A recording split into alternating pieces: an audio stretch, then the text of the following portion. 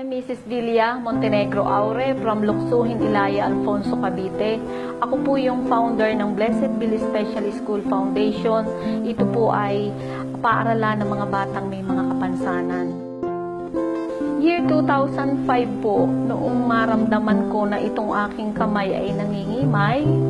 Tapos po namamanhid itong ganito ko. Tapos po 8 years na po akong suffering from rheumatoid arthritis. At ang sabi po ng doktor, ng mga rheumatologists at saka doon po sa arthritis clinic, no cure daw po ang ganito, uminom na lang daw po ako ng mga pain relievers. Yun po aking rheumatoid arthritis na ang sabi po ng doktor ay no cure. Ito po ay nag-start dito, na-frozen yung aking shoulder. Tapos po ito nakilo na, lumiko na, itong ganito ko. Tapos po itong kamay, na-deform na. Tapos po yung pinapahid ko po dito pag ako'y nagte-therapy, yun pong paraffin wax. Nagkaroon na po ng mga pigments ba to, mga tawag sa ganito, yun pong mga puti-puti. Kasi po sa kalalagay ng yung hot therapy. Ito na po ang nangyari sa aking kamay. Noon po nakaganyan pareho. Hindi ko na po ito mai-open. At nagkaroon po ng mga bukol-bukol na ang sabi po ay ito daw po ay gout. Ang forma ko noon, 8 years ako na nakaganito. Hindi na nakagawa, hindi na nakapagturo. Sobra pong sakit nitong mga joints. Tsaka po itong mga ganito ito po sa mga daliri.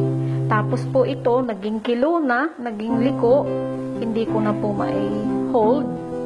At ito na lang po yung position ko for 8 years. Nakita po ni Dr. Delia na yung kamay ko ay parehong nakaganito. Hindi ko na po mai-open, konti lang po na ganyan. Kumuha po siya ng Quantumin Plus at inihaplas niya dito. Nung po una, sabi ko, naku, pareho lang yan, ointment lang yan, menthol. Ano po bang himala yung miracle na Quantumin Plus at siya po ay unti-unting umunat hanggang sa ngayon po ay nigaganyan ko na. Ito na po yung kamay ko ngayon na imumove ko na, mabilis nang mag-cellphone, mabilis nang mag-internet, at ito na po.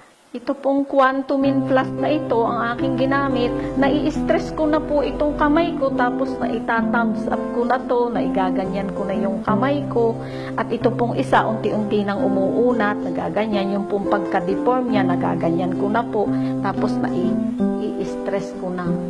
Haplas lang po dito, kaya na po ang result, ayan na po, pwede nang kumamay sa graduation.